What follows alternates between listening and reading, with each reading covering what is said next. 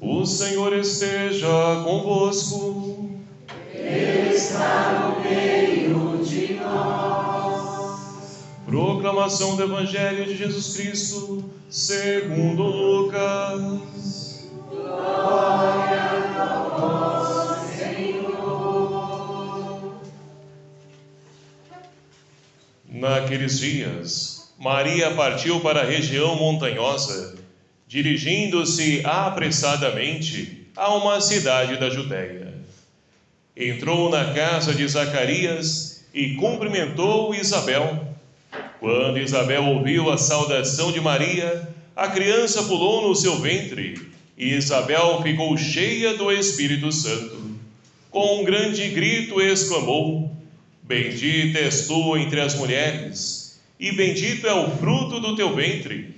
Como posso merecer que a mãe do meu Senhor me venha visitar? Logo que a tua saudação chegou aos meus ouvidos, a criança pulou de alegria no meu ventre. Bem-aventurada aquela que acreditou, porque será cumprido o que o Senhor lhe prometeu. Então Maria disse: A minha alma engrandece o Senhor, e o meu espírito se alegra em Deus, meu Salvador, porque olhou para a humildade de sua serva. Doravante todas as gerações me chamarão bem-aventurada, porque o Todo-Poderoso fez grandes coisas em meu favor. O seu nome é santo, e sua misericórdia se estende de geração em geração a todos os que os respeitam. Ele mostrou a força do seu braço, dispersou os soberbos de coração, derrubou do trono os poderosos e elevou os humildes. Encheu de bens os famintos e despediu os ricos de mãos vazias. Socorreu Israel, seu servo, lembrando-se de sua misericórdia, conforme prometera aos nossos pais, em favor de Abraão e de sua descendência para sempre. Maria ficou 3 meses com Isabel, depois voltou para casa. Palavra da salvação.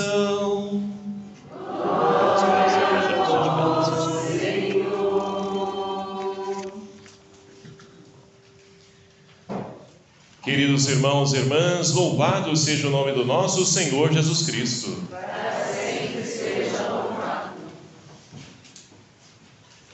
E chegamos então ao terceiro domingo do mês de agosto, domingo onde nós então também rezamos pelas vocações religiosas, consagrados, e caminhando a cada domingo nós vamos então percebendo que Deus vai suscitando vocações para a igreja, tudo isso para poder ajudar a construir esse reino de Deus que já está no meio de nós, mas que precisa ser construído, precisa ser edificado, para que assim então, meus queridos irmãos e irmãs, possamos cada vez mais superar toda a situação de desânimo, situação de dificuldade que muitas vezes deparamos na nossa vida e principalmente na nossa existência. Nós vamos então depositando de fato a confiança naqueles que nos traz segurança, naqueles que de fato nos preenche, nos enriquece, e somente Deus pode fazer isso na vida de cada um de nós. E aqueles que então de fato vivem a sua vocação, seja como ministro ordenado, seja como a vocação para a família, o matrimônio, seja os religiosos, religiosas, tudo isso serve para poder então nos apresentar esse Deus que está vivo e presente no meio de nós e que de fato conduz a nossa vida e quer conduzir a nossa história. E para isso hoje então nós chegamos a essa solenidade da Assunção de Nossa Senhora, que é celebrada então sempre no dia 15 de agosto. Mas aqui no Brasil, para que as pessoas possam então celebrar, porque até então, domingo, o dia do Senhor, onde as pessoas têm o dia disponível para poder celebrar e viver a sua fé. Então a igreja no Brasil traz para o domingo a celebração dessa grande solenidade, a Assunção de Nossa Senhora. E o que é a Assunção de Nossa Senhora? É um dogma, da nossa fé, que foi aí então proclamado pelo nosso querido Papa Pio XII, lá no dia 1º de novembro de 1950, 72 anos atrás quase, né? Então, o que é o dogma? Ora, dogma é uma verdade de fé. Então a igreja, quando ela proclama um dogma, ela faz um estudo minucioso, mas esse dogma da Assunção, quer ver um exemplo? Não precisaria nem de muito estudo, porque já estava na boca do povo, já estava na mente do povo. Por exemplo, aqui, cada um de nós, que temos as nossas mães que nos geraram, nos deram a vida, quem aqui não gostaria de ter a mãe do seu lado? Tem alguém aqui presente? Claro que não, todos nós gostaríamos de estar sempre ao lado da nossa mãe. E com Jesus seria diferente? Claro que não. Jesus, então, na oportunidade que teve, ele então, olha, e aí nós precisamos diferenciar, porque Jesus Cristo, ele viveu a ascensão ao céu, ou seja, ele por sua própria força, ele foi elevado ao céu. Agora a Assunção não é uma pessoa que é elevada, não por si mesmo, mas não é à toa que nós vemos então na imagem de Nossa Senhora Assunção que Maria com os anjos à volta dela, e fazendo o quê? Fazendo com que ela suba, forçando, ajudando ela a subir ao céu. E na nossa vida, meus queridos irmãos e irmãs, não é diferente também. Todos nós somos chamados então, e nós vamos passar, dessa vida e vamos morrer um dia. Mas uns mais cedo, outros mais tarde, não importa a hora, somente Deus sabe. Mas todos nós vamos passar pela morte. Maria também passou, mas ela teve então a graça de Deus de não ter o seu corpo aqui preso aqui, ou seja, elevada em corpo e alma para o céu. Mas nós vamos também, ressuscitar um dia, assim esperamos e assim proclamamos a nossa fé. Mas nós precisamos também buscar e fazer a nossa parte e também pedir a alguns anjos, como aqueles que estão ali em volta de Maria, que não tem aquelas carinhas, mas olha a pessoa que está do seu lado aí, os anjinhos que podem nos ajudar a subir ao céu. Porque na nossa vida nós passamos por dificuldades, momentos que então, ao invés de subir, nós estamos descendo. E nós precisamos de alguém para nos ajudar, nos empurrar, para que nós possamos então atingir o fim último de cada um de nós, que é a vida em Deus. E assim então, meus queridos irmãos, as leituras de hoje, ela nos ajuda a compreender como é a Assunção de Maria e como é também a nossa ressurreição, a nossa elevação ao céu. E para isso, nós vamos então iniciar pela primeira leitura de hoje, livro do Apocalipse. Quando se fala de livro do Apocalipse, muitas pessoas tremem de medo, mas é um livro que mais traz esperança para nós, se nós, é claro, soubermos então, compreender as leituras do livro do Apocalipse. E tudo isso que trabalha esse livro é uma linguagem intitulada de apocalíptica, ou seja, que é com vários símbolos, sinais, que muitas vezes esses símbolos nos trazem medo. Mas não devemos ter medo, pelo contrário, acreditar que é o que nós vemos nesse livro. Aquilo que então, de fato, Jesus veio viver nesse mundo, ele passou por sofrimento, por dificuldade, e assim também nós, enquanto igreja, a igreja lá no início sofreu também. Nós também continuamos a sofrer. Mas que Deus dará sempre a última palavra, ou seja, a vida em Deus, a vitória já nos foi dada por Cristo na cruz. Então essa é a nossa esperança, e é isso que retrata para nós esse livro. Mas que num tempo de perseguição, olha só, hoje vai falar então que abriu-se o templo de Deus lá no céu, e aparece o quê? A Arca da Aliança. E é interessante a Arca da Aliança, porque já no Antigo Testamento, essa arca, acompanhou várias vezes o povo de Deus, que estava ali buscando a terra prometida, estava buscando trilhar os seus caminhos para poder adentrar essa terra que Deus havia prometido. Mas essa arca significa o quê? Essa arca, dentro dela tinha as tábuas da lei, ou seja, era Deus presente para eles. A Arca da Aliança é a presença de Deus caminhando com o seu povo. Mas em determinado momento da história, essa arca, ela some, e não ouvimos mais falar na Bíblia dessa Arca da Aliança. E João, então, ao escrever e contemplar essa visão, ele vai ver essa arca aparecendo novamente, essa Arca da Aliança. Ou seja, se a Arca da Aliança, ela trazia as leis, os mandamentos de Deus, Maria é reconhecida como a Arca da Aliança porque ela gera no seu ventre o próprio Verbo de Deus, a Palavra de Deus.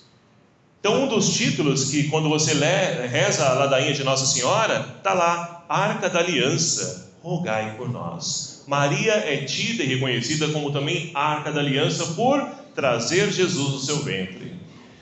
Mas essa visão, olha que interessante, tem dois grandes sinais que nos chamam a atenção nessa primeira leitura. Primeiro é uma mulher vestida de sol, tendo a lua debaixo de seus pés, e sobre a cabeça dela uma coroa de 12 estrelas. Quem é essa mulher? Ora, grandes biblistas, estudiosos da Bíblia, vão dizer que essa mulher é a igreja. Mas por que então está hoje nessa solenidade essa leitura? Ora, porque também é tida e reconhecida como Maria. Essa mulher é Maria, que gerou Jesus, que está prestes a dar à luz, mas também pode ser a igreja, que também está gerando Jesus na sua vida, no seu testemunho, e está prestes a poder então dar à luz a esse Deus que quer então instalar o seu reino no meio de nós.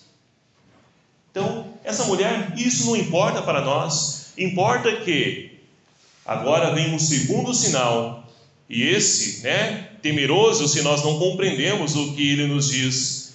Aparece um outro sinal no céu, um grande dragão, olha só, dragão que é de cor vermelha, tinha 7 cabeças, 10 chifres, e sobre as cabeças 7 coroas, ou seja, uma grande simbologia, traz para nós esse dragão que nós sabemos, se nós tivemos lá no início, no livro do Gênesis, a serpente, agora no livro do Apocalipse nós temos então o dragão, aquele que cospe fogo, que quer queimar, que quer banir, tanto que, olha só o que diz aqui, com a cauda varria a terça parte das estrelas do céu, atirando-as sobre a terra.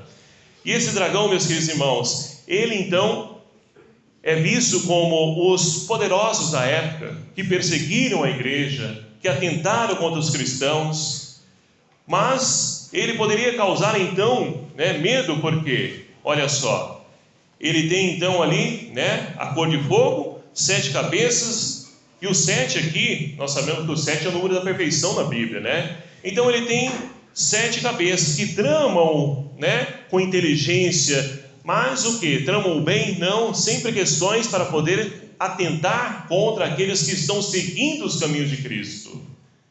Então são pessoas que tramam o mal para poder destruir. E olha, tinha 10 chifres, ou seja, o 10 é um número imperfeito, porque o que nós conhecemos é o 7, o 12, são números de perfeição. Mas o 12 aqui também, que está na cabeça dessa mulher, significa para nós o quê? É o povo de Deus, ou seja, as 12 tribos de Israel, lá no Antigo Testamento, e os 12 apóstolos, ou seja, ela era cheia de Deus, não estava só. E aqui então, esse dragão, ele tem somente 10 chifres, ou seja, é imperfeito, mas possui 7 coroas, que são os 7 poderosos da época. E tudo isso pode causar, e causava, e continua a causar transtorno, medo, insegurança para as pessoas. Mas olha só, o dragão ele para diante da mulher porque ele não quer que essa mulher dê luz, ou seja, o reino de Deus, o mal, não quer que ele se concretize no meio de nós. E é uma pena porque nos dias de hoje continua a acontecer dessa mesma forma. Quando as pessoas, e olha só, recentemente agora, lá na China o que está acontecendo, está sendo proibido de poder então vincular qualquer coisa de Deus nas redes sociais. Para poder postar qualquer coisa, precisa ter autorização do Estado. Olha que ponto que chegamos. A voz de Deus está tentando ser silenciada, pelos comunistas. E isso logo, logo chega até nós. Se nós não, de fato, fazermos a nossa parte, se nós não prestarmos atenção naquilo que nós estamos colocando no poder, o poder pode, então, tentar nos silenciar para quê? Para que o Filho de Deus não venha ao mundo, o reino de Deus não aconteça no meio de nós. Então, olha que interessante, continua a acontecer da mesma forma, mas olha que bonito. Essa mulher então deu à luz um filho homem, ou seja, gerou Jesus. Jesus foi gerado. E ele veio então para governar as nações com cetro de ferro. Ele vai instaurar e estabelecer o seu reinado, mas no tempo oportuno. Enquanto isso não acontece, nós então precisamos, o filho foi levado para junto de Deus e do seu trono. A mulher fugiu para o deserto. E o deserto nós sabemos que é lugar de encontro com Deus, mas é lugar também que nós passamos por dificuldade, porque não tem água, não tem casa, não tem hospedagem, não tem nada para você. E você precisa confiar, acreditar em Deus. Mas enquanto esse tempo não chega, nós precisamos confiar e perseverar. Porque olha só, ouvi então uma voz forte do céu proclamando: agora realizou-se a salvação, a força e a realeza do nosso Deus e o poder do seu Cristo. Então, no momento oportuno, vai acontecer o reinado de Cristo.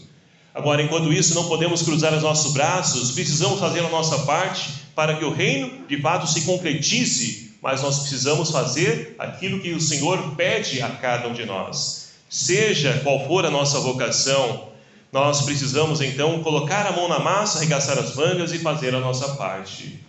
Para que assim, então, como o salmista de hoje, e esse salmo é muito bonito, né?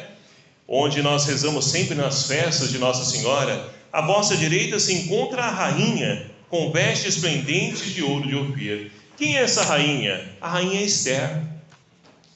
Esther, que nós sabemos, conhecemos a história, né? Ela que a sua beleza encantou o rei, a tal ponto do rei então prometer a ela, né, que ela poderia escolher o que quisesse, que o rei iria lhe conceder.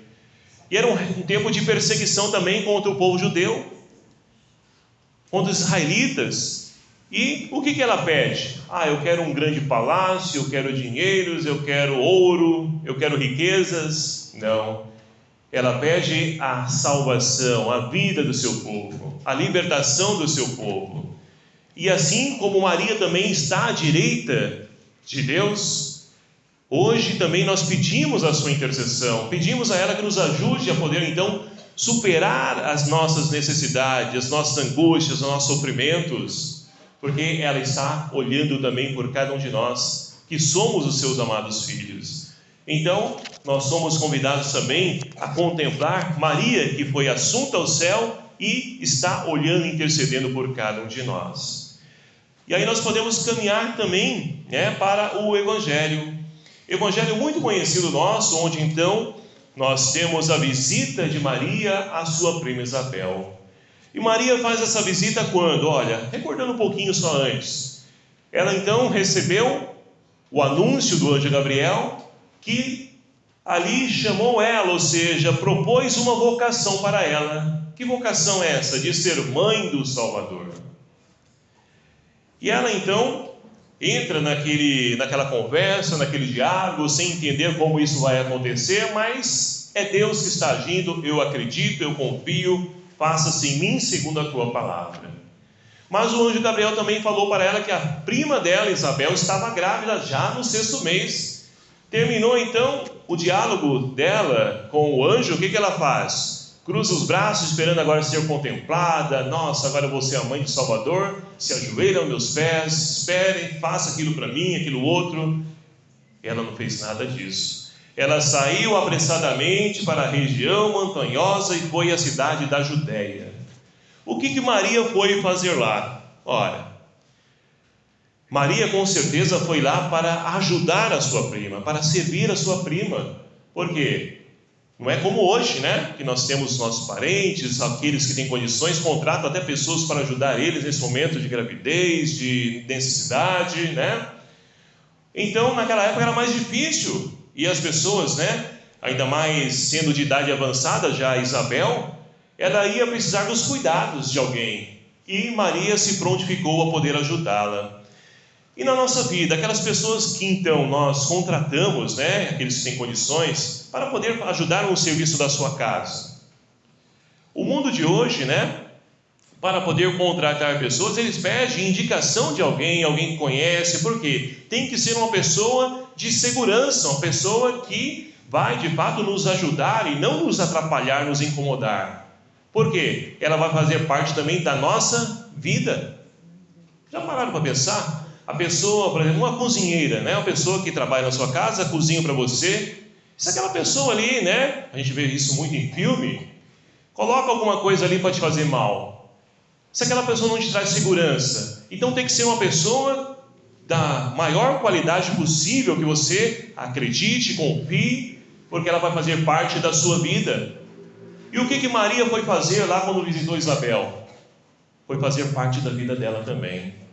E além disso, teologicamente falando, Maria foi então fazer a ligação do Antigo Testamento com o Novo Testamento. Por quê? Olha só, ela chegando lá na casa de Zacarias, ela só cumprimentou Isabel. E como foi esse cumprimento? Né? Foi aquele estoque, aquelas coisas? Não. O shalom. Shalom é a paz. Então, com certeza, com esse shalom de Maria, a criança, ou seja, João Batista, que está no ventre de Isabel, pulou de alegria porque já conseguiu sentir a presença de Deus. E Isabel ficou cheia do Espírito Santo. Então Maria foi fazer parte da vida de Isabel também. E foi fazer essa ponte de ligação do Antigo Testamento, que se encerra com João Batista, e o Novo Testamento se inicia com Jesus, o Filho de Deus que vem nos visitar. Então esse encontro, quando Maria saudou Isabel, ela então exclama com um grande grito, porque também ela ficou cheia do Espírito Santo e pôde perceber ali em Maria, a pequenina Maria, o cumprimento da promessa de Deus. E bendita és tu entre as mulheres, e bendito é o fruto do teu ventre. Como posso merecer que a mãe do meu Senhor me venha visitar? Olha que bonito. Tão ilustre visita através de uma pessoa pequena, singela, simples. E é assim que Deus age também na nossa vida. Muitas vezes nós queremos então que Deus nos ajude nisso, naquilo outro, que faça isso, que dê um sinal, que nos dê uma luz, que nos ajude. E aí vem uma pessoa, né, bater o seu portão para conversar, para pedir, não sei fazer o quê. E você muitas vezes não consegue enxergar Deus te visitando através daquela pessoa. Ou não, uma pessoa vem, né, que você nem conhece, e muitas vezes te fala coisas que você fala, nossa, mas é justamente isso que eu estava precisando. É esse sinal que eu estava precisando na minha vida. Então Deus, Ele se faz presente na nossa vida, nas pequenas coisas, pequenas atitudes. É dessa forma que Deus continua a agir. E assim então, Isabel, após proclamar essa ilustre visita, Maria cai a ficha, sim, por dizer hoje, né? Ela compreende tudo aquilo que está acontecendo na vida dela. E ela proclama então esse belíssimo cântico, né? Que é o Magnífica, como nós conhecemos. E esse Magnífica é um canto, né? Que foi aqui, de fato, usado já por Ana. Ana, a mãe de Samuel, lá no Antigo Testamento. Ela também fica cheia da graça, porque ela era também estéril, e Deus concede a ela a graça de poder gerar a vida, tanto que ela dá luz a Samuel. E ali ela também reproduz esse canto, ou seja, é a oração dela em agradecimento à visita de Deus na sua vida. E Maria consegue também, né, reconhecer Deus visitando e principalmente se encarnando dentro do seu ventre. Se determinado momento da história, Maria, ela carregou então Jesus no ventre, com a assunção de Nossa Senhora, é Jesus que carrega sua mãe para o céu. Isso é bonito de nós percebermos. E Jesus também quer carregar a cada um de nós. Na medida que nós nos abrimos e buscamos essa ressurreição, que buscamos ser elevados um dia ao céu, nós temos a nossa caminhada, a nossa história, e não podemos deixá-la passar desapercebido na nossa vida. Porque, como dizia, nos momentos de fraqueza nossa, nós temos os anjinhos que também querem nos ajudar. E a igreja, ela é portadora de tudo isso, desses anjos que nos ajudam a poder novamente retomar o caminho do céu. Porque, meus queridos amados irmãos, se assim nós então passarmos por esse mundo sem compreender que o nosso sentido é o céu, que o nosso fim último é o céu, nossa vida vai ficar sem sentido nessa existência, porque as coisas materiais não nos preenchem. Quando as pessoas gastam, compram, mas para quê? E se sentem vazias. Nós precisamos nos preencher daquilo que realmente vale a pena. Nós somos gerados para o amor. E é o amor que nos preenche, que nos enriquece. E o amor vem de Deus. Somente Ele pode nos preencher. O amor do ser humano é falho, é limitado. Mas eu tenho, o meu marido, minha esposa. É claro que o amor de vocês, tanto que foi elevado ao grau de sacramento. Então é a presença de Deus também no amor de vocês. E nós precisamos fazer com que a nossa caminhada, rumo ao céu, ela possa acontecer dia após dia da nossa existência. A segunda leitura de hoje, então, Paulo fala à comunidade de Corinto, e é interessante porque somente Paulo, nesse capítulo 15, do livro da carta aos Coríntios, ele busca, ele avança para poder falar de ressurreição, porque ninguém fala de ressurreição na Bíblia. Mas Paulo, nesse capítulo 15 da carta aos Coríntios, fala, mas ele vai dizer, olha, Cristo ressuscitou primeiro, como primícias, ele foi o primeiro. Mas e aqueles que morreram antes de Cristo? Eles não ressuscitaram, Cristo foi o primeiro. Agora depois, com Cristo, todos ressuscitam. E Maria, então, recebeu a graça de poder ser assunta ao céu, elevada ao céu, E olha, assim como então Jesus, Maria estão diante de Deus, e aqueles aos quais também nós confiamos que estão diante de Deus, que fizeram a sua passagem dessa vida para a presença de Deus, que estão com Ele. Mas nós também precisamos fazer a nossa parte, construir a nossa história, porque sem Adão, nosso primeiro pai no paraíso, trouxe para nós a morte, fomos expulsos do paraíso. Jesus Cristo, que é o novo Adão, ele novamente abriu as portas que estavam fechadas do paraíso, e nós podemos novamente ter acesso ao Pai. Podemos novamente também um dia ser assuntos ao céu, pela graça de Deus. Portanto, então, meus queridos amados irmãos, ao celebrarmos a Assunção de Nossa Senhora, que nós possamos também contar com a intercessão da Mãe de Jesus, que também é a nossa mãe, para que possamos um dia alcançar esse convívio no reino de Deus. Eu não sei o que na sua vida está te impedindo de poder subir ao céu, mas faça uma reflexão, memorize, reflita sobre isso, aquilo que está sendo um telhado que impede você subir até Deus, de alcançar a ressurreição. Que a graça de Deus então nos ajude a vencer tudo isso, que nós possamos então tirar esse telhado e novamente, com a graça de Deus, um dia alcançar o convívio do céu. Como Maria um dia chegou, e nós queremos e pretendemos um dia estar com Maria também no céu. Louvado seja o nome do nosso Senhor Jesus Cristo. E vamos então nesse momento